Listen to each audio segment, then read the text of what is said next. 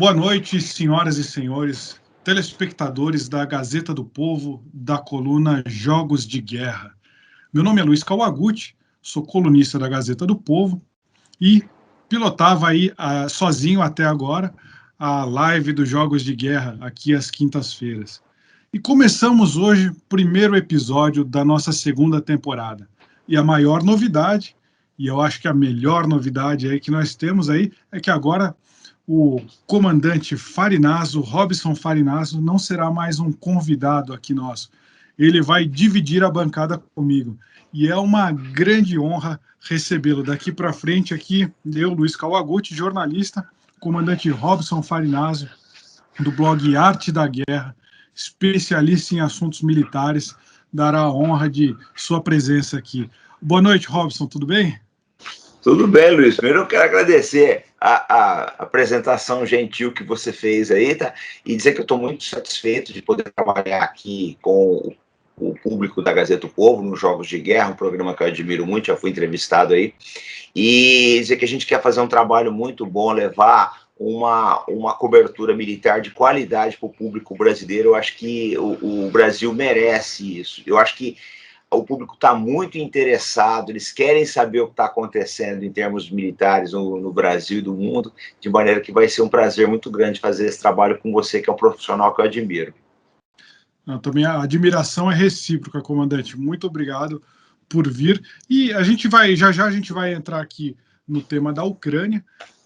Eu estou falando de Lvov, né, ou Lviv. O comandante está falando de São Paulo. Mas antes da gente entrar no tema de Ucrânia, eu queria fazer uma pequena entrevista, comandante Farinaso. O senhor pode contar para o leito telespectador do Arte da Guerra, já conhece o senhor de muito tempo, mas o senhor pode contar para o telespectador do canal da Gazeta do Povo qual que foi a sua história militar e como que começou o canal Arte da Guerra? Bom, Luiz, é o seguinte, eu comecei como cadete na Escola Preparatória de Cadetes do Exército em Campinas. Eu comecei no Exército, pessoal, acho que eu passei a vida inteira na Marinha, na verdade não foi isso. Então, lá naquela época, a SpaceX eram 3 anos, hoje é 1 ano só, eram 3 anos, depois você ia para a AMAN, ficava mais 4. Eu fui para a AMAN, né, fiquei 3 anos lá, fui para a AMAN. Final do ano da AMAN, não tinha condições, estava muito doente, uma série de problemas de família, eu pedi desligamento. Aí fui para a vida civil, mas eu percebi o seguinte, que eu era um desambientado na vida civil, que eu queria voltar para a vida militar, né? Então eu recuperei a saúde, etc, os problemas era muito novo, né? Os problemas em casa foram se resolvendo. Fiz faculdade, fiz administração de empresa, depois passei no concurso da Marinha, né? Quadro complementar do Corpo de Fuzileiros Navais. E eu fiquei bastante tempo no Corpo de Fuzileiros, que é uns 15 anos. E durante o tempo no Corpo de Fuzileiros, eu fui aprender a pilotar aviões, né? Eu me formei, eu tirei o brevet de piloto. E o que acontece? Depois de um certo tempo, eu fui trabalhar numa diretoria que fazia justamente homologação de armamento e sistemas eletrônicos para aeronaves. E eles precisavam de alguém com alguma expertise, algum conhecimento da área de aviação, né? Então, calhou, eu estava por ali e acabei indo para essa função, primeiro como assistente, né? Depois eu me tornei titular da mesma, e eu fiquei 8 anos ali, trabalhando com todos os projetos de aeronave, drone, helicóptero, aeronaves, tanto helicópteros quanto aviões a jato, você pode pensar o trabalho, então isso deu bastante experiência. Assim, eu falo sempre, não tentem fazer isso em casa, tá, pessoal? Porque é meio não é o normal, esse tipo de carreira em Y não é o usual. O usual é você fazer uma coisa e ficar sempre ali. Mas eu dei sorte, porque eu fiquei um tempo no Exército, depois um tempo nos Fuzileiros, aprendi muito de operações anfíbias, nesse tempo eu embarquei muito em navios, depois eu fui trabalhar com aviação, passei o resto da minha carreira trabalhando com aeronaves e com engenharia de aviação e de sistemas de armas, de maneira que eu peguei, assim, eu dei a sorte, eu digo sempre isso, que é sorte, não é mérito meu, não, sorte mesmo, de ver todos os aspectos ali, né, do ambiente militar, desde a operação em terra, como operação anfíbia, como operação no mar, como operação aérea também e homologação de aeronaves. Então, eu acho que isso deu uma visão bastante ampla para a gente do que é a carreira militar. Aí, eu fui para a reserva em 2016. Quando eu fui para a reserva, eu comecei a ver o seguinte: Luiz, existe uma diferença muito grande entre você, que é um correspondente de guerra, porque você já é a terceira que você cobre. Pouca gente sabe disso. É um correspondente de conflitos, um militar de carreira e o cara que não teve nenhuma dessas duas vivências. O que eu notei quando eu fui para a reserva? Existia muita matéria em blog, em vídeo, mas desembasado da realidade, da complexidade dos conflitos, da vida militar, etc. Eu falei, não, eu vou fazer uma coisa profissional. E aí surgiu o Arte da Guerra. Primeiro eu estava escrevendo, eu escrevi um livro também, eu fazia muitas matérias aí na mídia, em blogs, etc. Só que depois eu digo, não, vamos começar a fazer vídeos, né? Eu achava que não ia ter nenhuma aceitação, porque os nossos vídeos, assim, uma visão bastante crítica, bastante realista da coisa. Mas parece que eu estava enganado, porque a Gazeta do Povo olhou para a gente e eu estou por aqui. Então não, foi isso, em resumo é isso aí. Pô, maravilha, eu acho que vai ser uma experiência muito boa.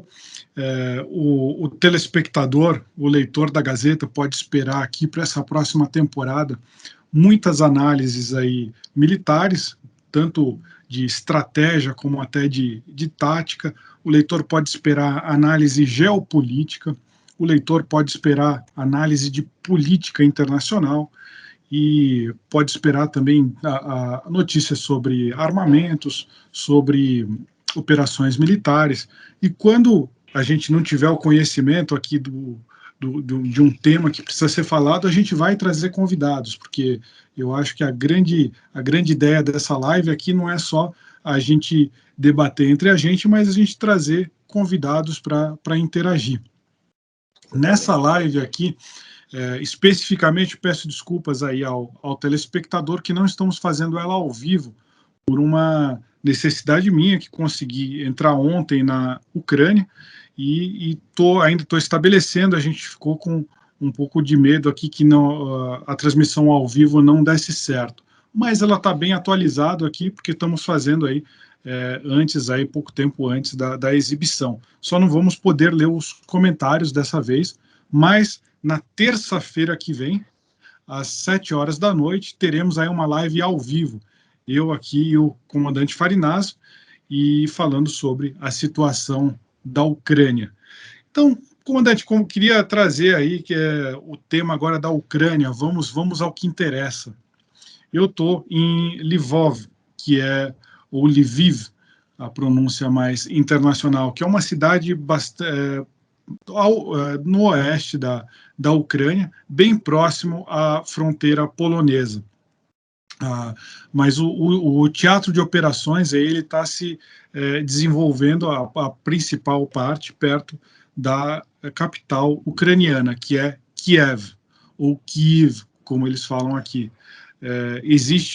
A cidade já está sob ataque de forças russas aí já há vários dias, pelo menos desde a quarta-feira da semana anterior, e a principal força de ataque russa, que é um comboio aí com muita artilharia, blindados, infantaria, dizem que é um comboio que teria mais de 40 quilômetros aí de extensão. Ele está a cerca aí de 15 milhas de Kiev, ao norte de Kiev. E os analistas que estão monitorando o deslocamento desse comboio dizem que a ideia é que eles cerquem a capital, deixem uma via de saída para os civis e depois façam aí o ataque final. Fora isso, temos várias outras frentes de combate. Uma bastante mais avançada lá no nordeste do país, na cidade de Kharkiv, que está sendo bastante bombardeada aí nos últimos dias, e um avanço do sul para o norte, das tropas russas que estavam estacionadas aí na Crimeia. Elas estão avançando para o norte e estão tentando cortar a ligação da Ucrânia com o mar. Esse é o cenário geral aqui da Ucrânia. E queria aí perguntar, comandante, na sua opinião, como que a coisa aí deve se desenrolar aqui daqui para frente? A nossa atenção tem que se voltar a Kiev mesmo? Como é que o senhor vê esse cenário estratégico? Ô, Luiz, eu acho assim, você tem um comboio de 40 milhas aí, né, se deslocando ao norte de Kiev, indica uma coisa, você já tem superioridade aérea, tá? Porque para expor um fluxo logístico desses, né, em campo aberto, você já não está preocupado mais com aviação. Parece que essa é a cabeça dos russos. Outra coisa também, acho que hoje está completando uma semana de invasão, é isso? Mais ou menos isso. Na quarta-feira, né, nessa quarta-feira, completou uma semana de invasão, que começou por volta das 4, 5 da manhã, na quarta-feira da semana passada. Exatamente. 8 dias hoje, então. Eu vejo, o pessoal falou, a Blitzkrieg russa enguiçou. Não é bem assim. Na guerra do Iraque, na invasão do Iraque, em 19 de março de 2003, os Estados Unidos levaram 21 dias para tomar Bagdá.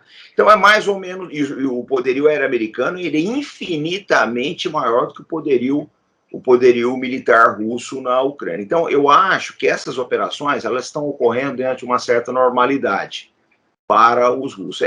São as impressões que eu tenho. Veja bem, eu posso estar errado. Eu estou analisando com os dados que estão chegando para mim.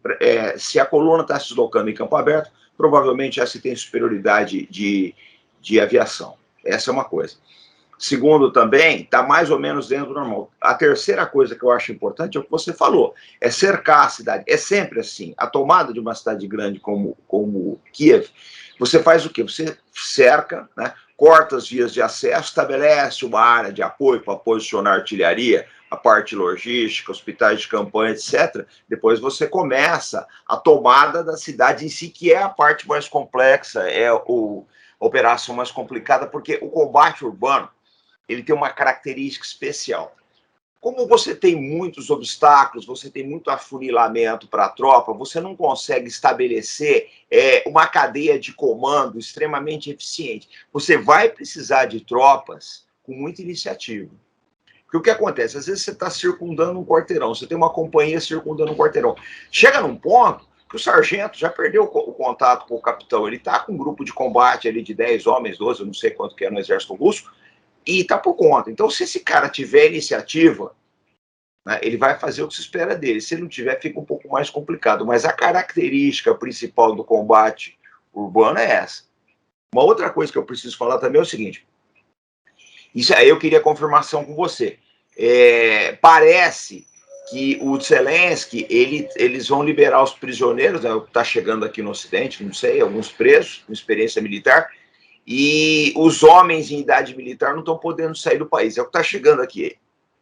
Se for isso, veja bem, você confirma ou não, mas por aí, se for isso, a gente tem uma indicação clara da falta de pessoal do exército ucraniano. Por exemplo, o pessoal fala armas civis. Armas civis tem a sua validade, tem, mas ela é bastante limitada. Eu diria que é mais contraproducente. Para efeito propagandístico ou efeito de moral, você pode até, né, conseguir um ou outro resultado. Em termos militares, isso é bastante duvidoso. Eu acho, a visão que eu tenho até agora, é que o maior problema que a Ucrânia vai enfrentar é um problema logístico, porque à medida que os russos forem cortando as vias de comunicação, dominando os portos e aeroportos, né, e fazendo monitoramento das fronteiras, dificilmente a Ucrânia vai receber novos suprimentos aí de munição, etc. É bastante complexo. Eu acho que, pelo menos a informação que eu recebi, que as Forças Armadas da Ucrânia, que eles são basicamente o exército, né? Eles têm uma força naval, eles têm uma força aérea, mas o que está valendo aqui é o exército. De fato, eles não têm, a Rússia tem superioridade aérea. Eles têm mais ou menos mais de 200 mil militares no exército, nas forças armadas deles. E o que vem se falando é que desde 2014, quando começou a Guerra Civil, quando a Rússia anexou a Crimeia e separatistas ligados ao governo russo tomaram parte das províncias de Donetsk e Luhansk, na parte mais oriental do país, a Ucrânia começou a investir mais em militares. Então, a sensação que a gente tem aqui é que o povo, eles acreditam muito nos militares deles. Foi uma classe social que ganhou muito prestígio desde 2014. Então, muita gente se alistou, muita gente resolveu aí seguir nessa carreira. Então, pelo menos a gente fica exposto aqui à propaganda ucraniana. E eles mostram cenas assim do exército dele altamente organizado e atacando aí os veículos russos. Para puxar ainda do que o senhor falou aí, a questão de cortar as linhas de suprimento. A primeira coisa que a Rússia fez foi bombardear todos os aeroportos ucranianos. Por exemplo, quando eu era para eu ter descido na quarta-feira passada em Kiev, mas o meu voo acabou nem decolando de Doha, eu já tinha saído do Brasil no dia anterior. O meu voo nem chegou a decolar, porque 2 horas antes do meu voo decolar, todos os aeroportos ucranianos começaram a ser bombardeados. E aí, inclusive, aqui na cidade de Lviv, o único ataque aéreo que teve foi para destruir o aeroporto. Foi a primeira coisa que os russos fizeram. E agora eu vejo a tentativa deles de conquistar aí as principais cidades do sul do país, que são Mariupol, mais a oriente, e Odessa, mais a esquerda e mais a leste, para tentar cortar esse acesso dos ucranianos ao mar. O que só vai restar depois disso vai ser a via de entrada pela Polônia, que é totalmente a leste, que é exatamente aqui onde eu estou. Eu imagino que tenha alguma ação russa, não exatamente aqui nessa região, mas tentar cortar essa região, o contato dessa região, com as áreas mais próximas a Kiev e ao sul do país, porque talvez seja por aqui que entrem as armas que foram prometidas aí pelo Ocidente para a Ucrânia. Então, Luiz, mas esse é um grande problema, né? Porque é o que eu calculo também, tá? Que eles vão tentar usar a fronteira polonesa. Mas será que o governo polonês ele vai aceitar arcar com esse ônus? Porque é um risco muito alto. Você está se comprometendo, uma guerra que não é sua, você corre o risco de haver embates na fronteira, bombardeio de cidades próximas, etc. É muito complicado isso, porque, na verdade, eu acho uma coisa assim bastante engraçada. As pessoas, isso que nós estamos falando agora é essencial, que é logística, essencial, o fluxo de material. Vamos pegar, por exemplo, a Guerra do Vietnã. Teve 2 pontos de inflexão na guerra que os Estados Unidos fizeram valer o seu poderio militar exatamente batendo na logística vietnamita. Um foi logo no começo da guerra, quando a Marinha Americana ela interrompeu o fluxo de sampanas, né, de barcos que iam para o Vietnã do Sul, e cortaram o abastecimento logístico do Vietcong, que operava no Sul. Os vietnamitas precisaram reforçar a trilha Ho Chi Minh, que vinha por terra através do Laos e do Camboja. Foi isso que aconteceu naquela época. Depois, está fazendo 50 anos esse ano, foi acho que em março de 72, fizeram a ofensiva da Páscoa, os norte-vietnamitas. Mais uma vez, a Marinha Americana atuou no porto de Haiphong e bloqueou, né, toda a logística vietnamita. Então, na verdade, o pessoal presta muita atenção nos combates. Mas, às vezes, há batalhas que já estão perdidas antes de começar, porque você secou completamente a logística do inimigo. Ou seja, os russos sabem que só vai sobrar a fronteira polonesa. Vai ser bastante crítico isso. E eu até bem lembrado o exemplo da Guerra do Vietnã, a trilha Ho Chi Minh, ela passava por fora do país, ela passava pelo Camboja, e essa trilha foi pesadamente bombardeada, né? Imagina se mais a Polônia não é um país, não é o que era durante a era soviética. A Polônia hoje em dia é membro da OTAN. Se uma rota é bombardeada dentro da Polônia, você tem a OTAN inteira na guerra e você tem um conflito na Europa, espalhado pela Europa, né? Inclusive, eu estava, antes de vir aqui para a Ucrânia, eu passei alguns dias na Polônia, eu estava na cidade de Vlodava, que é bem na tríplice fronteira, que fica entre a Belarus, Bielorrússia, né, a Ucrânia e a Polônia. E havia uma tensão muito grande ali exatamente por isso, porque a TV polonesa não parava de falar, olha, o Alexander Lukashenko, que é o presidente da Bielorrússia, vai mandar tropas para ajudar na guerra da Ucrânia. Isso colocou toda a fronteira polonesa em alerta, porque metade da fronteira ali polonesa, ali da região mais do meio do país até o norte, é toda a fronteira com Belarus. E aquilo ficou assim, a gente passava helicóptero tudo quanto o tempo inteiro, passava Mi-8, passava os caças a gente não via, mas a gente sabe que tem tanto caças russos quanto caças britânicos voando naquela região, né? A gente tem reportes aí do governo britânico, e tá um clima de tensão bem grande na fronteira inteira. Inclusive, eu tive até alguma dificuldade estou alguns dias tentando cruzar essa fronteira terrestre, que não está fácil, não. Você vê no contrafluxo, né, Luiz? Você vê no contrafluxo, né? Uma coisa que eu acho interessante e muito corajoso da sua parte é que, enquanto a maior parte dos correspondentes está deixando a Ucrânia, você está entrando nela, né? O Brasil precisa prestar atenção nisso. É realmente uma prova de valor do teu trabalho aí.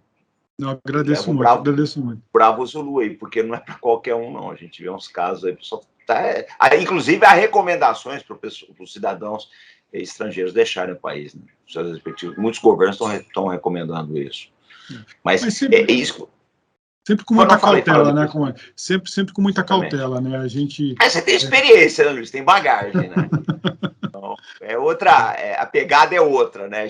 É aquilo que a gente brinca sempre aqui no Arte da Guerra. Não tente fazer isso em casa. Não tente fazer isso em casa. Eu falo sempre pro pessoal. Mas é uma questão complicada, Luiz. É exatamente isso. A Polônia é um membro da OTAN, né? É tudo peso político disso. Será que vai valer a pena? Porque, por exemplo, eu vou colocar uma outra hipótese aqui, né? Se a gente pegar, depois vocês peguem aí, quem estiver nos assistindo, abre o mapa da Ucrânia. A gente coloca aqui. Pode ir falando, comandante. Exatamente. Você vê que o Dnieper, ele cruza a Polônia no sentido noroeste para sudeste. Ele é uma diagonal na Ucrânia. O Dnieper, ele cruza mais ou menos, é quase uniforme, vai, de noroeste para sudeste, né? Se as tropas russas que avançam pelo sul e a das diversas direções do norte se encontrarem nas margens do Dnieper, eles tomarem toda a margem oriental do rio Dnieper, você praticamente cortou o país do meio. Você cortou o país do meio. Vai ter uma dificuldade muito grande das tropas as tropas ucranianas que ficarem na margem ocidental do Dnieper de reforçarem ou apoiarem as tropas que ficaram na margem oriental. Se acontecer isso, talvez seja a intenção dos russos cortar o país do meio e depois facilitar as operações, né? Essa tática de fatiar o território inimigo, a área controlada pelo inimigo, ela é bastante eficaz. É uma coisa que eles podem estar tentando também. Você fecha toda uma margem aí e vai ficar muito difícil depois para quem ficar do outro lado, até porque se cair Kiev, o que vai acontecer? O governo vai não tem mais condições de continuar lá, vão ter que estabelecer uma outra capital, pelo menos assim, para fins de decisões militares, né? Então, é uma situação bastante complicada para os ucranianos. Eu acho que tem muito do que o governo ucraniano vai fazer.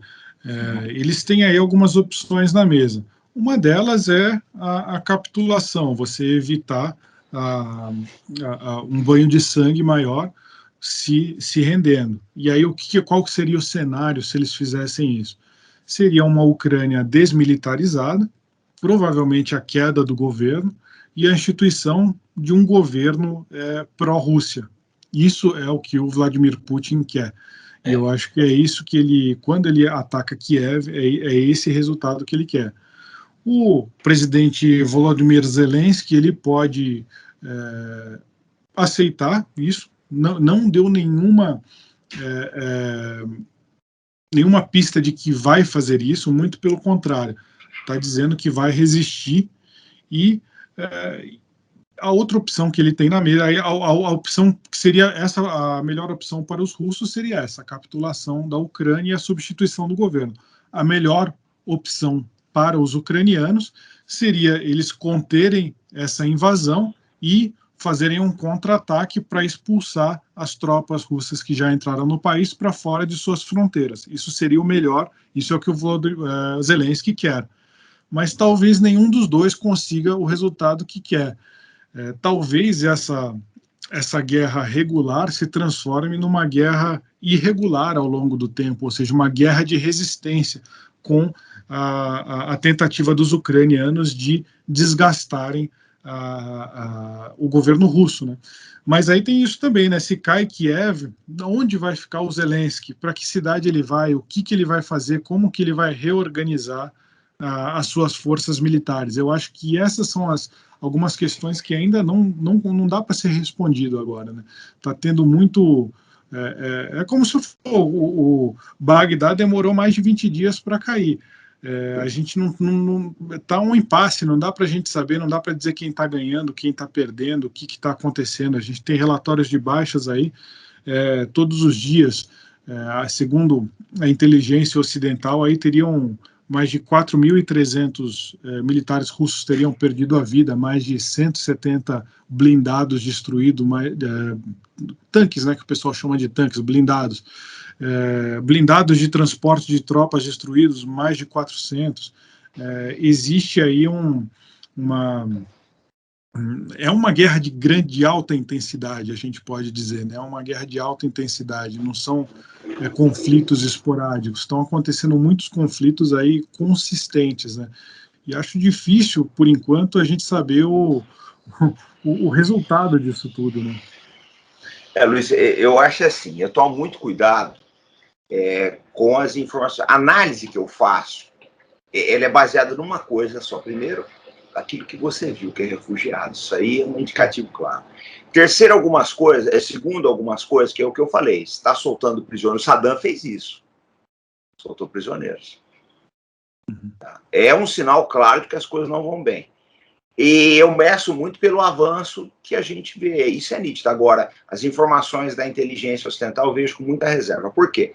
Eu vi um caso ontem, o míssil russo atinge navio, não sei se foi do Panamá, do que país aí. Mas, poxa, como é que você sabe que esse míssil é exatamente russo e não é ucraniano? É muito complicado isso. Porque, por exemplo, a gente viu esses dias aí, circulou uma imagem de um videogame que é famoso, que é o Arma 3, que é extremamente realista, o pessoal colocou como real. Isso foi veiculado como um ataque real. Não era, uma imagem de videogame que alguém pegou e manipulou. Então, eu tomo muito cuidado com isso. Para mim, está muito difícil. Por exemplo, análise de estatísticas de baixo, eu não acredito em nenhum. Os dois mentem muito. Os dois lados mentem. A gente sabe que tanto o Ministério da Defesa, os porta-vozes da Rússia, como os porta-vozes da Ucrânia, eles mentem bastante. Eu acho que os dois lados vão inventar narrativas fictícias, visando favorecer cada um o seu lado. Agora, existe, isso é perceptível, eu tenho recebido muitas reclamações aqui na nossa redação, um viés da imprensa ocidental. E eu acho muito complicado. Por exemplo, eu vi uma crítica ontem, uma jornalista muito famosa, que é a Christine Amanpour, né? Francesa, ela fez coberturas de diversos conflitos aí, e ela fazendo a cobertura de Paris, né? O pessoal falando que ela estava em Paris com uniformes militares. Quer dizer, a imprensa, ela está numa situação, a gente acaba ficando numa situação bastante complicada, porque, por exemplo, eu conheço teu trabalho, eu sei que você quer levar a informação mais fidedigna possível para os nossos assinantes aqui, que é o meu caso também. A gente quer uma coisa, e fica difícil separar o joio do trigo, falar, aconteceu isso, aconteceu aquilo. A gente vê uns indicativos, por exemplo, é o que eu disse, uma coluna de 40 milhas aí, 40 quilômetros, não sei, é indicativo claro, está claro que há superioridade aérea. Já se você não está mais preocupado com a aviação. Se você bota essa quantidade de veículos no terreno aí, é porque você não tem mais nenhuma preocupação do inimigo vir. Ou seja, na cabeça dos planejadores militares russos, eles já devem ter visto o seguinte, olha, a aviação deles, ou drones, etc., já não é tão eficaz. Se isso foi conseguido a um custo alto de baixas da Rússia, pode ser. Eu não duvido. pode ser. Mas é bem difícil comprovar isso daí. Porque o que acontece? A preocupação que a gente tem aqui é o viés. Como o viés está muito pró-Ucrânia, a gente nota isso, está muito pró-Ucrânia na imprensa, você já olha com reservas, tudo que chega você olha com reserva. Então, para mim, o que tem ficado no final são relatos de correspondentes como você, que está aí no local, está vendo o que está acontecendo, e o avanço que a gente começa a perceber e vai calculando em número de dias. Você fala, realmente, isso aqui não tem como enganar isso, né? Não tem como a gente... E outra coisa que os nossos assinantes têm que atentar. As fábricas de armamento e munição da Ucrânia estão sendo bombardeadas. As da Rússia, não.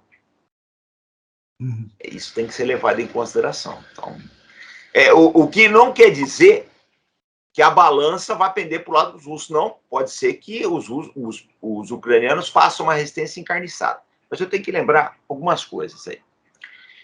Para você ter um movimento guerrilheiro, porque o Putin quer, eu concordo com aquilo que você falou, o Putin quer um efeito Chechnya, né? Chechênia na Ucrânia. Ele quer controlar aquilo e instalar o títere, tipo o Hansa Kadyrov, que está lá na Chechênia, e vida segue. É isso que ele quer. O objetivo dele, o objetivo dourado dele, o sonho dourado do Putin é esse. Se vai conseguir ou não é outra história, mas a gente percebe que é o que você falou, o objetivo dele é esse aí. Se vai dar certo ou não, não sei. É discutível isso. Só que, por exemplo, se você for querer instalar uma guerrilha na Ucrânia, você vai ter que instalar campos de treinamento nos países vizinhos, ou na Romênia ali, ou na própria Polônia. Será que esses países vão aceitar isso? Você tem um campo de forças especiais estrangeiras treinando guerrilheiros para se infiltrar na Ucrânia. Será que o pessoal vai querer arcar com esse custo e com esse risco? Eu não sei. Você entendeu? Eu não estou fazendo nenhuma afirmação. Estou jogando algumas perguntas para a reflexão dos nossos assinantes, para eles entenderem o panorama militar. Não sei se vai nessa direção. Uma coisa que eu acho muito interessante também é essa questão dos pontos de vista, né? Principalmente os pontos de vista de imprensa. Eu queria pegar um episódio específico que aconteceu nessa quarta-feira, que foi o bombardeio da torre de TV em Kiev. Uma torre de TV que transmite aí a mídia local, foi bombardeada, acredita-se aí, com mísseis. Na imprensa ocidental, saiu que foi um alvo prioritário aí dos mísseis russos para tentar causar uma disrupção nas informações para os cidadãos comuns, para tirar as TVs do ar. Elas chegaram a sair do ar durante alguns momentos, mas depois retornaram. E morreram 5 pessoas. Isso foi o que saiu na imprensa ocidental. Na imprensa russa, saiu que o exército ucraniano bombardeou a sua própria torre de TV para poder culpar os russos do que está acontecendo. Na verdade, na Rússia, o telespectador ele recebe a informação de que o russo está numa guerra patriótica, está lá tentando defender os pobres ucranianos do seu ditador, Volodymyr Zelensky, que seria um drogado e neonazista. É isso que, se você está na Rússia, é isso que você vai receber da imprensa. E se você está no Ocidente, onde eu acho que a gente pode dizer que a gente se informa mais com os veículos do Ocidente do que com do Oriente, né? A gente vai receber a informação de que o ditador Putin está, não gosto de usar essa palavra, mas é o que o presidente Putin está usando, está atacando a Ucrânia, porque ele não gosta do avanço da OTAN para aquela região e ele quer derrubar o governo, e ele não está medindo esforços para chegar ao objetivo dele, mesmo que isso signifique a morte aí de milhares e milhares e milhares de pessoas. Eu acho que esses são os pontos de vista que a gente não vai conseguir fugir muito. São esses 2 pontos de vista. Eu acredito que a verdade está mais ou menos ali no meio, entre esses 2 pontos de vista. Eu acho que a gente só vai ver essa verdade quando passado algum tempo, quando acabar tudo isso, você escrever o teu livro sobre isso aí, como escreveu sobre o Haiti. Eu acho que aí a gente vai ser um porrete. Eu espero que você faça isso aí. Eu acho que vai ser muito legal. Eu coloco as coisas assim. A impressão que eu tenho até agora, observando toda a cena, que eu olho as mídias, lógico, eu tenho olhado as mídias ocidentais, as mídias russas e as mídias chinesas também, né? A impressão que eu tenho, às vezes, eu acho bastante provável que a Rússia ela tem uma vitória militar. As chances são muito boas. Eu não tenho certeza, mas eu digo que as chances são razoáveis. Motivos óbvios, que eu já elenquei aqui. Essa é a impressão que eu tenho. Mas eu acho que a batalha de mídia, dificilmente a Rússia vai ter tropeços muito grandes. Eu acho que o avanço sobre terra é uma coisa, o avanço sobre a opinião pública internacional vai ser muito complicado, porque a narrativa é completamente dominada pelas grandes mídias. Parece que existe uma narrativa uniforme. O que eu tenho sentido aqui no Brasil é que uma narrativa quase uniforme, né? Das mídias, etc. E isso, eu acho assim, eu penso dessa forma. A minha visão de análise é que quem tem que ganhar é o assinante, é o leitor, é o nosso público, o nosso telespectador. Ele tem que sair com uma visão engrandecida, uma visão mais crítica dos acontecimentos, o entendimento do mundo mais amplo. É isso que eu procuro fazer. Então, se a gente mostra só um lado ou só outro, que é o que a gente tem visto acontecer aí fora, fica muito complicado. Eu acho que é muito ruim para o público. A visão que eu tenho, eu acho que vão ter excesso dos dois lados, crimes de guerra dos dois lados. Eu não acredito nas narrativas extremadas dos russos, mas também não acredito nas narrativas extremadas do Ocidente, né? Porque se a gente pegar, não vou entrar no panorama brasileiro, mas se a gente pegar algumas narrativas que são feitas sobre a Rússia, né, quem faz essas narrativas é o mesmo pessoal que tenta vender uma imagem ruim do Brasil aí fora. Então a gente fica numa... Como a gente já conhece, né, esses pessoal que gosta de alardear certas versões, a gente fica com o pé bastante atrás. Eu só digo o seguinte, Luiz, é muito difícil o trabalho que você faz, tá? De estar no campo, você está correndo risco, aí as pessoas não estão avaliando o risco que é. É um risco para poder trazer uma informação abalizada, uma informação crível, uma informação de peso para os assinantes da Gazeta do Povo. Eu acho que isso tem que ser valorizado. É uma prova de profissionalismo e de coragem muito grande. Eu acho que isso que falta, porque a maior parte do pessoal está avaliando o conflito, né, com base em notícias que chegam das agências internacionais. O pessoal pega aquilo ali e dá a versão dele, dá os contornos que ele quer, faz aquela ginástica ali e coloca. Você não, você está no centro dos acontecimentos. Agradeço a deferência aí, comandante. Espero ser capaz aí de poder trazer aí as notícias da forma mais imparcial possível, até porque esse é o nosso objetivo. Eu acho que o leitor, o telespectador que tem que decidir o que ele pensa sobre esse conflito. A gente não está aqui para dizer para ele o que ele pensa ou como ele tem que se sentir. Mas a gente vai trazer todas as narrativas. Eu acho que tem dois ângulos, tem dois pontos de vista que são bastante objetivos e que a gente podia falar. Um deles é a questão dos refugiados e o outro é a questão do impacto econômico na vida dos russos. Eu acho que essas são coisas objetivas que a gente podia tratar aqui, porque aí a gente foge um pouco dessa coisa relatório de baixas e tal. A gente vê qual que é... Porque, afinal, quem que paga o pato no final é a população civil. Então, vamos ver o que está acontecendo com a população civil, tanto no Ocidente quanto na Rússia, né? Eu tive algumas dificuldades para chegar em Lviv. Fui a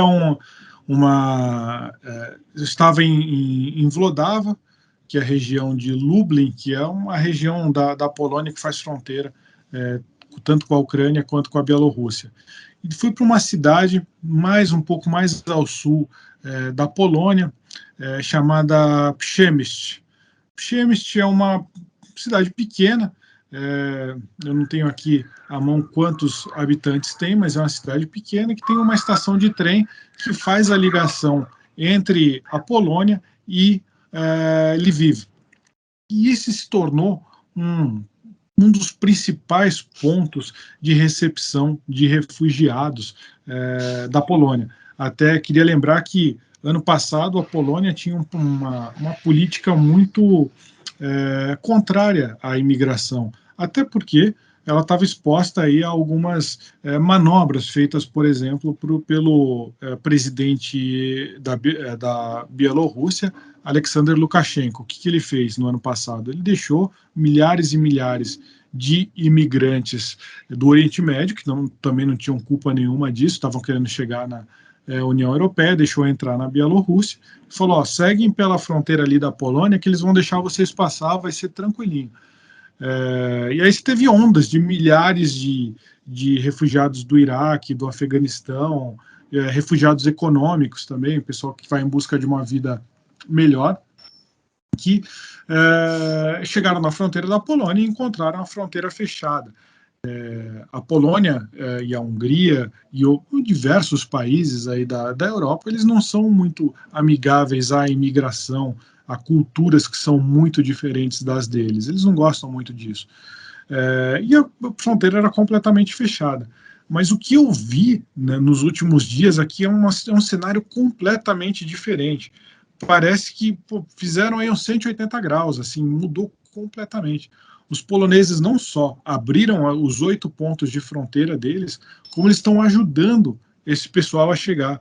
Eles estão organizando centros de recepção de refugiados. Eu passei uma noite num desses centros ali na cidade de Przemyśl, e você tem voluntários trazendo toneladas de comida, roupas. Aqui está muito frio, né? Ali em Przemyśl estava menos 3 graus à noite.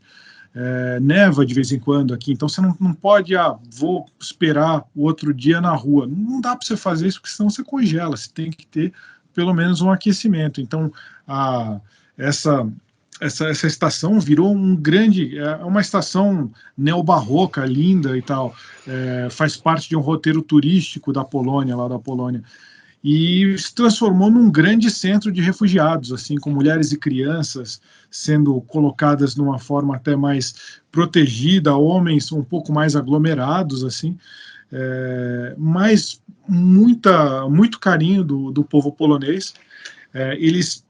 Toda a rede de trens da Polônia está à disposição dos refugiados, você não paga nada, você vai para qualquer lugar, você vai para qualquer país da Europa, você não paga nada. A rede, a linha aérea Swiss Airlines disponibilizou 100 mil tickets de viagem, 100 mil poltronas para esses refugiados irem para onde eles quiserem dentro da Europa. Ou seja, há muita solidariedade. Aqui eu encontrei gente, eu fui a um outro ponto da fronteira desses 8, além de Przemyśl, tem Dorohus, e Dorohus, eles têm no sábado eu estava em Dorohus e começaram a chegar voluntários poloneses, assim, que não tinham sido, ninguém pediu para eles irem lá. Teve um que comprou, isso tem uma matéria na Gazeta, quem quiser dar uma olhada lá, ele comprou 500 euros do salário dele em comida e começou a fazer uma barraquinha ali para entregar comida. E outros poloneses comuns começaram a se juntar a eles. Quando se chegou, tinha uma recepção gigantesca para aqueles voluntários. Eu vi ontem na TV, ou anteontem, o mesmo ponto já está com uma infraestrutura gigante agora, que a comunidade local tá montando. Porque a Polônia está recebendo mais ou menos 50 mil pessoas por dia nas suas fronteiras. E são cidades pequenininhas, assim, e não tem como, a rede de restaurantes, a rede de hotéis, não tem como comportar toda essa gente. Então, escolas estão sendo transformadas em centros de refugiados, está tendo uma mobilização nacional para receber essas pessoas. E a gente fala do lado cultural também, mas por que não fizeram isso antes com os outros refugiados? Eu entendo, é uma visão particular minha, que tem 2 fatores. Você tem os ucranianos, eles são os vizinhos. A maioria dos poloneses, pelo menos os que moram na fronteira, conhecem diversos ucranianos, eles se frequentam, um entende a língua do outro, eles são irmãos. Só que os poloneses não gostam dos russos. Isso basta 5 minutos, qualquer pessoa ficar 5 minutos na Polônia vai entender que eles perdoaram os alemães, mas eles não perdoaram os russos, porque os russos fizeram muitas atrocidades na Polônia. E assim, isso não é propaganda de guerra, isso aconteceu. Então, sim, o pessoal... perceptível. Isso é indiscutível de quanto os russos foram cruéis com os poloneses. Então, isso ficou na memória, e eles estão, é o russo que está atacando do outro lado, vamos ajudar essa turma aqui, porque odiamos os russos. É mais ou menos por aí que a banda toca do lado da Polônia. E você vê ondas e ondas de pessoas. O que eu poderia falar dos refugiados é que são pessoas comuns, chegando com que elas conseguiram juntar. Eu falei com uma senhora que ela falou, eu ouvi a sirene de ataque aéreo, eu peguei o que eu consegui, botei numa mala, peguei as crianças e vim para cá. Aí pegou 15, 20 horas de fila para passar na fronteira e chegar do lado polonês. Então eles não estão indo imigrar porque eles querem uma melhor condição de vida, eles querem salários melhores, não é isso. Eles estão indo imigrar porque a cidade deles está sendo bombardeada. E depois eles querem voltar. É isso que eu sinto das pessoas. Não é que eles estão se aproveitando da situação para ir viver, sei lá, na Alemanha. O pessoal não quer ver as suas crianças morrerem, não quer ver mulheres e crianças, homens morrerem, então está todo mundo correndo para o lado de cá. Assim,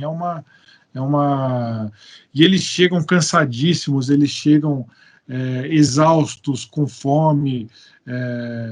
Não o que me chamou muito a atenção é que a gente viu nas últimas guerras, as guerras de uma intensidade não tão alta quanto essa, tinha muito refugiado econômico também, porque a situação econômica do país ficou muito ruim e o pessoal começa a emigrar para a Europa. Então você vê o pessoal muito pobre chegando.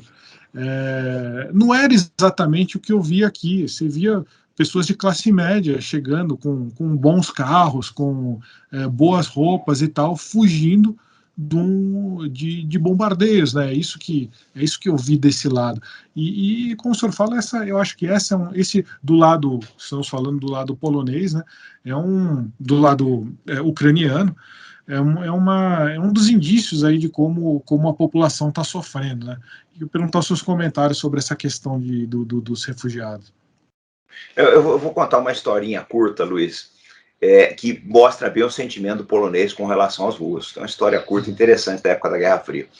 Porque quando tinha o Pacto de Varsóvia, a Polônia, que hoje é da OTAN, ela era, né, o próprio nome diz, Pacto de Varsóvia, Varsóvia é a capital da Polônia, ela era um dos países membros do Pacto de Varsóvia. Então era comum se fazer manobras, né, entre os exércitos da União Soviética, a Polônia, a Hungria, a Tchecoslováquia, por aí vai. Isso é uma historinha da época, né? Diz que estavam cavando uma trincheira, um soldado russo e um soldado polonês. Estavam cavando uma trincheira no exercício desse do Pacto de Varsóvia. De repente, eles bateram a picareta, acharam uma arca, né? Com símbolo alemão, cheia de barras de ouro dentro. Cheia de barras de ouro. Aí diz que o soldado russo vira para o polonês e falou assim, camarada, vamos dividir isso aqui como bons comunistas. O polonês negativo, vamos rachar meio a meio. O que quer dizer isso aí? Que a visão do polonês com relação ao russo é que essa fraternidade comunista, ela parava na página 2. Ela sempre favorecia a Rússia. Essa historinha, essa piada é muito interessante. Vamos rachar como bons camaradas comunistas. Negativo, vamos dividir meio a meio. Porque a Rússia sempre acabava... A visão do polonês era essa, que o russo sempre acabava... Tem filmes aí, uma série de coisas, etc. Essa percepção que você está trazendo dos poloneses é muito importante. Agora, eu penso assim, Luiz, né? O futuro dessas pessoas, como vai ser? Eu acho o seguinte, eu vejo uma coisa que eu sempre tive como militar. Eu acho que a guerra, ela tem que ser, se precisar, é uma tragédia. Não há como uma guerra não ser uma tragédia. Mas pelo menos a campanha militar, ela tem que ser o mais rápido possível para que você evite que essas tragédias se multipliquem. Se essa guerra acabar semana que vem, não sei, se essas pessoas voltarem, elas vão tentar estabelecer uma certa normalidade. Agora, se as operações militares se prolongarem no tempo, eu não sei como é que esses países vão lidar com isso, com essa onda de refugiados, porque eu acredito que esses refugiados estão ficando na Polônia, é isso? Eles não estão indo para outros países? Não, já estão indo para outros países, estão indo muito para a Alemanha. A gente sabe aí que foram muitos para a Romênia, para a Moldova, a Grécia iria abrir as portas, mas eu não sei se França, Inglaterra ainda, mas eu sei que a Alemanha, com certeza, eles já estão indo, que eu vi trens saindo de Przemyśl para a Alemanha. Vamos ver, né, se essa quantidade aumentar muito, pode haver uma contrapressão do outro lado. Mas é triste, Luiz, é a parte assim, mais perceptível da guerra, isso você não tem como esconder. Eu falo sempre isso. Você pode mentir sobre as baixas, que acontece no campo de batalha, é muito difícil de ser verificado, existe uma guerra de informações muito grande. Até uma coisa interessante. Esses dias um rapaz falou para mim, não, comandante, porque agora com o WhatsApp, com o vídeo, vai ser difícil esconder as coisas. Eu falei, meu filho, nunca se mentiu tanto. Nunca se mentiu tanto. Agora ficou muito mais fácil mentir. Você tem ferramentas muito mais eficazes para mentir. Você pega um vídeo, manipula, você coloca a versão que você quiser, você pega esses videogames ultra realistas, aí você monta a coisa do jeito que você quer. Então, é o que eu falo, não dá para acreditar em nada. Vídeo, eu não publico aqui no canal, porque a gente sabe que não tem condições, né? A possibilidade de cometer um erro e induzir o nosso assinante a uma visão errada dos acontecimentos, uma visão errônea, é alta. Então, assim, é um paradoxo. E na era assim que eu acho que a gente chegou no auge da velocidade, da quantidade de informações que chegam às pessoas, elas continuem, paradoxalmente, elas estejam tão desinformadas, porque hoje ficou muito mais fácil mentir, hoje é muito mais fácil você manipular, e os dois lados sabem, isso é um fato, os dois lados sabem, aí é uma guerra de nava. Mas isso que você está falando do refugiado, você não tem como mentir, não tem como esconder isso daí, essa onda humana, né, que está cruzando as fronteiras. E essa coisa de você mentir com os vídeos também complica uma coisa, eles usam equipamentos muito parecidos. Você vê o caminhão de transporte de tropas da Ucrânia e da Rússia é muito parecido, ou se não for o mesmo modelo. O helicóptero é o mesmo, o blindado de transporte de tropas é o mesmo dos dois lados. Então, como é que você vai saber que a diferença é que a Rússia está usando a letra Z nos seus blindados para designar essa operação, né? Mas daí é só se você pode meter um Z ali, né? Não sei, é difícil. Depois, né? Então ou tirar um Z, não sei, é complicado de saber isso. E o que eu tinha proposto falar, a gente falar de população civil. Se pensar do lado russo também, não estou falando dos policymakers, não estou falando do presidente russo, estou falando do povo o cidadão. Comum. Eles tiveram aí, já faz 3 dias que a bolsa da Rússia não abre, porque ela vai derreter no dia que ela abrir. Dizem que o valor da moeda russa já caiu em mais de 30%. Imagina o que eu estava vendo na TV polonesa há alguns dias, eles falam que muita gente foi tentar comprar dólar na Rússia, as pessoas comuns tentar converter o equivalente que eles têm lá deles a caderneta de poupança, comprar dólar, que vai ser uma moeda que não vai flutuar como o que a gente espera, que não vai flutuar como o rublo, né? Para você vender um rublo para o Banco Central da Rússia, o Banco Central te pagava, para você vender $1 para o Banco Central da Rússia, o Banco Central da Rússia te pagava 70 rublos. Agora, para você comprar $1 do Banco Central da Rússia, você tinha que dar 250 rublos. Isso é uma figura de uns 3 dias atrás já. Ou seja, é mais de 3 vezes a diferença. É que nem se o nosso telespectador pensar quando ele vai comprar dólar em espécie, no cambista. Se você está vendendo, ele vai te dar um valor menor do que aquele que ele vai te cobrar se você estiver comprando o dólar. É a mesma coisa que está acontecendo na Rússia, só que em uma proporção gigantesca. Esses valores se descolaram de uma forma que não tem mais como negar que aquela poupança, imagina aquele cidadão que está há anos juntando dinheiro para ter uma segurança na aposentadoria ou para realizar um sonho dele, ele, desde a última quarta-feira, ele viu aquilo ali evaporar, aquele dinheiro que ele tinha no banco evaporou. Muita gente no Brasil deve lembrar da época do Collor, quando o dinheiro foi confiscado. Exatamente. O dinheiro não está sendo confiscado na Rússia, mas é praticamente isso que está acontecendo. O valor desaparece. E aí o que acontece com essas pessoas? Qual que é a segurança que essas pessoas vão ter? Tá certo, elas não estão sendo bombardeadas, elas não têm que correr das casas delas, mas elas também estão sendo bastante afetadas, né? Isso é complicado, principalmente nos jovens, né, Luiz? Porque você pega o seguinte, quem tem aí seus 50, 60 anos, que viveu a época da decadência, né, da Rússia, logo com o final da União Soviética, no início dos anos 1990, esse pessoal sabe, já passou por essas coisas, sabe que o país melhorou bastante e não quer voltar a isso aí, uma condição geopolítica desfavorável. Mas a turma mais nova não passou por isso, o impacto pode ser maior, né? A desaprovação do Putin pode ser maior, mas é aquilo também, a questão que eu sempre coloco aqui para os nossos assinantes. A Rússia, ela não é, de forma alguma, né, um regime democrático nos padrões ocidentais. Algumas coisas que não dariam certo de jeito nenhum aqui acabam dando certo lá, e algumas coisas que dão certo aqui não funcionam lá. Então, é muito difícil a gente saber como o governo vai lidar com esses impactos aí junto à sociedade na Rússia, né? Isso é uma incógnita muito grande, porque a gente precisa lembrar que desde 2014 alguns setores da economia da Rússia já estão sob sanções, né?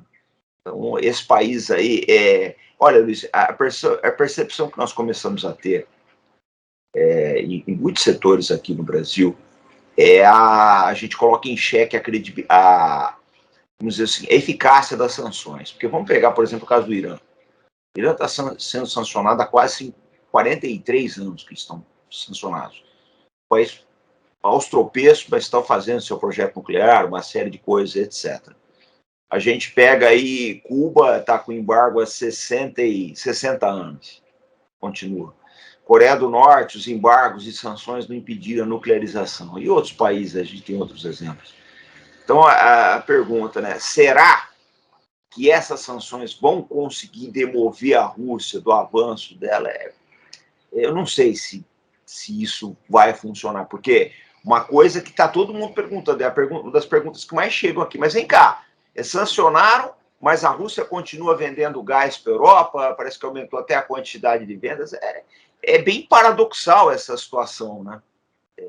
Bem paradoxal. Eu não sei como é que vai acabar isso aí. Honestamente, eu não sei. Essa é a grande questão, aliás, Luiz. Essa é a grande questão. São as questões que eu tenho.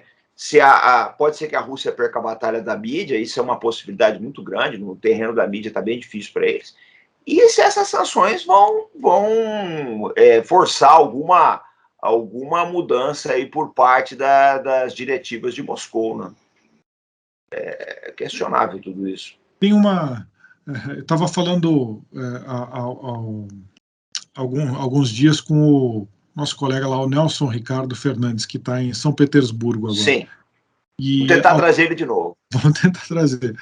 Ele estava contando que ele falou, não, eu quero sair da Rússia porque aqui não funciona mais cartão de crédito, não consigo comprar mais nada no crédito, eu não consigo receber dinheiro do exterior para cá, eu não consigo voar para nenhum lugar, porque as companhias aéreas russas foram sancionadas aí no sentido de não poderem mais usar o espaço aéreo europeu, né? Então eles têm que dar uma volta quase lá na África, quase no Oriente Médio, no Mediterrâneo, para chegar, por exemplo, em países bálticos. Eles não conseguem, diz que está um caos lá. O Nelson, na terça-feira à noite, ele estava tentando pegar um ônibus para tentar chegar na Finlândia de ônibus, de São Petersburgo até a Finlândia, e da Finlândia conseguir voar para algum lugar mais amigável. Assim. Então as sanções estão pegando lá. Os negócios estão pegando. Pegando. A gente precisa ver no longo prazo como é que isso vai funcionar, né? Então vamos ver no longo prazo. Essas são as dúvidas, Luiz, né? São as dúvidas, porque é o que eu falei, no quesito militar é difícil achar que a Rússia vá recuar. Agora, as sanções, a batalha de mídia, etc., elas podem impactar bastante. É difícil. Nós estamos numa situação tão complicada que é difícil fazer um prognóstico, né? Arriscar um prognóstico é muito difícil. Exatamente. Porque não é um país como os outros, né? Se falar, Não é uma França na vida que é uma democracia plena, não. É um país mais fechado, mas com uma força militar e principalmente nuclear enorme. Um país que já foi um player mundial. A gente não sabe como isso tudo vai reagir, como isso tudo vai funcionar. Né? Numa democracia plena, a gente sabe que isso ia ser mais complicado. O governo ia precisar fazer uma ginástica enorme. Na Rússia fica difícil estabelecer um precedente. Eu vejo algumas certezas por aí que eu falo, gente, é difícil ir por essa direção. Está bem difícil trabalhar algum prognóstico. É verdade, é verdade. Uma coisa que me ocorreu, a gente queria agradecer aí o telespectador aí por assistir a nossa live. No começo da conversa, a gente falou sobre a superioridade aérea russa, né? Eu acho que o que está acontecendo no espaço aéreo, também me lembrou agora, é o que a gente menos recebe informação. Eu peguei, para chegar na Ucrânia, eu peguei um trem em Przemysl e cheguei em Lviv. E foi botar o pé na estação ferroviária que começou uma sirene de ataque aéreo. Aí, pessoal, todo mundo para o subterrâneo, aí passa um pouco, aí volta normalidade, não acontece nada. Aí, minutos depois, outra sirene de ataque aéreo. Aí, porque e acaba não tendo. Aí o pessoal fala, não, fica tranquilo, o pessoal aqui nem está mais entrando nos bunkers, porque foi só no primeiro dia que teve ataque aéreo ao aeroporto, não é uma coisa casual. Mas para você ver como tem a flexibilidade do ser humano, né? Começou uma sirene, todo mundo que estava chegando do trem procurou abrigo, mas o pessoal que já estava na cidade há um tempo continuou a vida como se nada tivesse acontecido, né? As pessoas vão se adaptando à realidade da guerra aqui, né? O que incomodou muitos ucranianos aqui foi que desde terça-feira há uma restrição na compra de bebidas alcoólicas. Então, aqui o pessoal ficou chateado. O pessoal ficou chateado. O ser humano é uma caixa de surpresa, Luiz. O ser humano é uma caixa de surpresa. É complicado. É muito complicado tudo isso. É complicado. Bom, queria agradecer aí ao telespectador por ter assistido aqui a nossa live. Gostaria de pedir aí, se for possível, dar o like para a gente e acompanhar a gente na próxima terça-feira. Agora nós vamos ter, durante a crise da Ucrânia, vamos ter 2 lives por semana de jogos de guerra. Às terças-feiras, às 19 horas, e às quintas-feiras, às 19 horas. Peço aí que a turma que quiser aqui receber as informações aqui da gente em primeira mão, apareça aqui em Jogos de Guerra. Mas, comandante, mais uma vez é uma honra tê-lo aqui, tê-lo a bordo, como se diz na Marinha, e, por favor, aí, faça suas considerações finais para a gente encerrar aqui a live de hoje. Luiz, eu quero agradecer a oportunidade e quero te fazer um pedido. Eu não sou de pedir nada para ninguém, vou te pedir uma coisa. Eu quero que você se cuide bem aí, tá? Continuar trazendo notícias para a gente e, principalmente, eu quero que você volte daí com as suas experiências enriquecidas. Aí a gente espera que você vai escrever um novo livro sobre o que você viu e viveu na Ucrânia. Eu acho que a cada cobertura você está melhor, porque está mais experiente, tem mais conhecimento, tá? E quem ganha com isso é o público brasileiro, pessoal. Quem ganha com isso são vocês que estão assistindo a Gazeta do Povo. Mas eu te peço muito cuidado aí, tá? Muita precaução. Nós estamos aqui no Brasil torcendo aí por você, apreensivo, rezando por você aí, tá? É a maneira que a gente tem de prestigiar o grande profissional que você é. Eu agradeço a oportunidade de poder trabalhar com você. Para mim está sendo um prazer e uma honra. A grande honra é minha, comandante. Eu digo de todo o coração. Mas é isso aí. Pessoal, muito obrigado. Estamos encerrando por hoje. Um forte abraço e boa noite. Boa noite, pessoal.